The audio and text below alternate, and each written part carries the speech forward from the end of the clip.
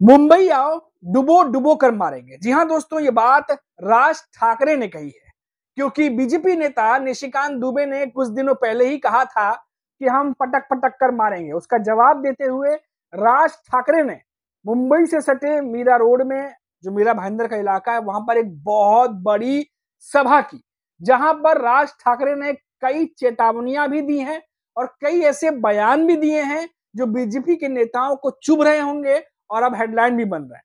पूरी डिटेल आपको बताता हूं कि कैसे अब बात आगे बढ़ चुकी है। नमस्कार दोस्तों, मेरा नाम है मनीष कुमार सिंह और आप देख रहे हैं 4 PM महाराष्ट्र और आपका बहुत बहुत स्वागत करता हूं। दोस्तों, महाराष्ट्र की सियासत इन दिनों भयंकर तरीके से गरमाई हुई है और खासतौर से भाषा विवाद को लेकर के तो इन दिनों क्या कहा जाए। महाराष्ट्र में भाषा को लेकर के भड़के विवाद के बीच राज ठाकरे ने बीजेपी सांसद निशिकांत दुबे को एक बयान पर तीखी प्रतिक्रिया दी है। महाराष्ट्र नवनिर्माण सेना यानी कि मनसे के प्रमुख राज ठाकरे ने मीरा भाईंदर में निशिकांत दुबे के पटक पटक करके मारेंगे वाले बयान पर पलटवार करते हुए कहा कि अगर निशिकांत दुबे मुंबई आए तो उन्हें डुबा डुबा कर मारा जाएगा। इस दौरान राज ठाकरे ने महाराष्ट्र के स्कूलों में हिंदी अनिवार्य करने पर स्कूल को बंद करवा देने की चेतावनी भी दी है। सबसे पहले राज ठाकरे का वो बयान सुनिए जिसकी वजह से महाराष्ट्र से लेकर दिल्ली तक की सियासत गरमाई हुई है। सुनिए। काय बोलला? मराठी लोगों को हम यहाँ पे पटक पटक के मारेंगे। झाली का केस त्याच्यावरती हिंदी चॅनल वाल्यांनी दाखवलं का? पुढे चालवलं का? काही नाही. बघा कसं असतात, कशा असतात ते बघा. तू आम्हाला पटक पटक के मारणार दुबे. दुबेला मी सांगतो, दुबे तुम मुंबई में आ जाओ.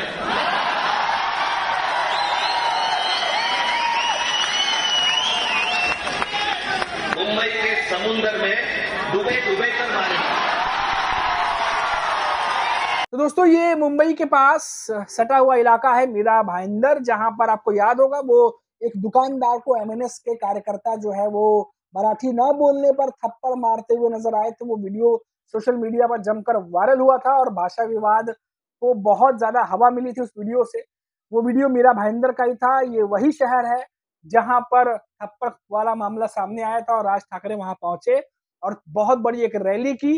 और यहाँ पर राज ठाकरे ने कहा कि एक भाजपा सांसद ने कहा था कि मराठी लोगों को हम यहाँ पे पटक पटक के मारेंगे, जिसका जवाब वो यहाँ पर देते हुए नजर आए और देखा गया कि काफी बातें जो है वो हद से आगे बढ़ती हुई अब दिखाई दे रही है। इससे पहले निशिकांत दुबे ने भाषा पर मचे संग्राम के बीच राज ठाकरे को चुनौती देते हुए कहा था कि हिम्मत है तो वो महाराष्ट्र से बाहर निकल कर देखें।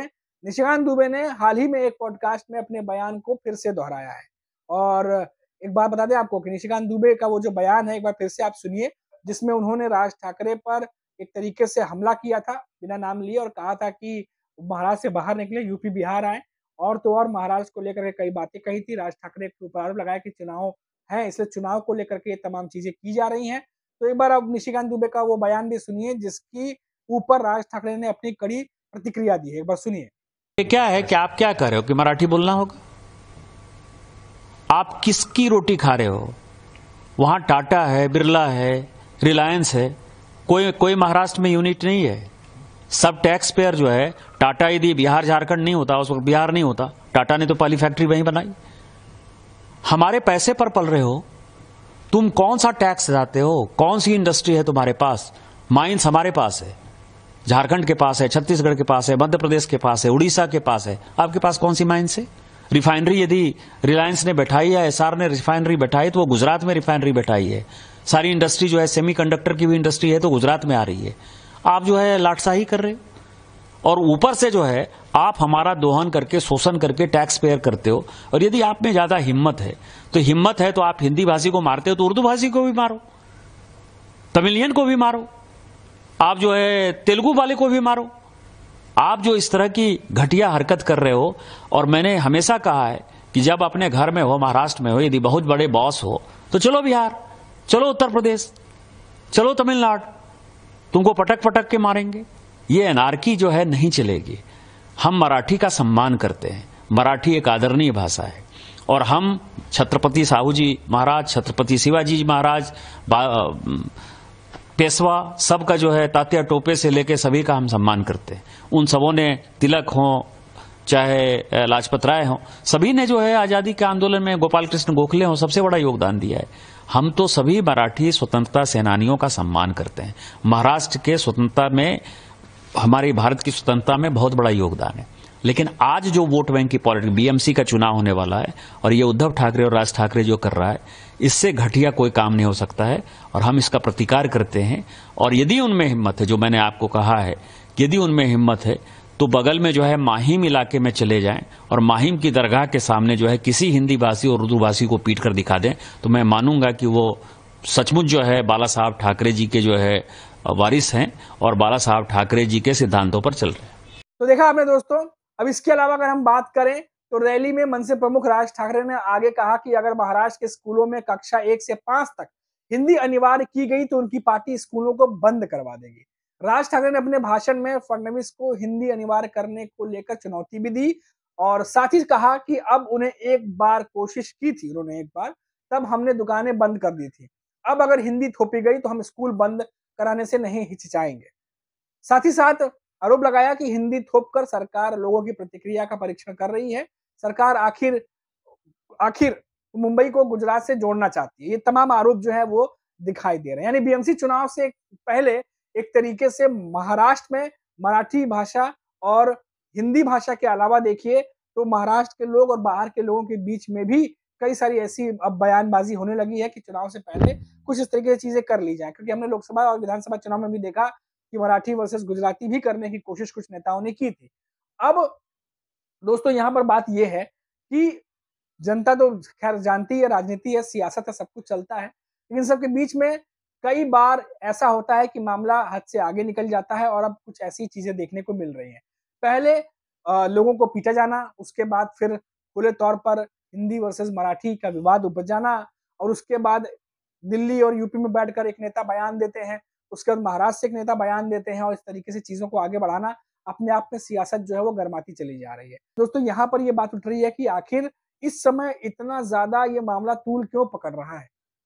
कई जानकार ये कह रहे हैं दोस्तों कि एक तो महाराष्ट्र में भी चुनाव है, बीएमसी चुनाव है, निकाय चुनाव है और काफी अहम चुनाव है, क्योंकि विधानसभा में जिस तरीके से यहाँ की पार्टियों ने चुनाव लड़ा, उसके बाद अब बीएमसी चुनाव, निकाय चुनाव जो है जीतना बहुत ज्यादा जरूरी है। और ऐसे में माना जा रहा है कि बीजेपी को भी ये लग रहा है कि अगर राज ठाकरे अब जो करना चाह रहे हैं अगर वो कर गए तो बीजेपी को नुकसान पहुंच सकता है। और उद्धव ठाकरे ये बात बहुत बखूबी जानते हैं कि इस समय जिस तरीके से माहौल बना हुआ है, इसमें बीजेपी को एक बड़ा झटका दिया जा सकता है।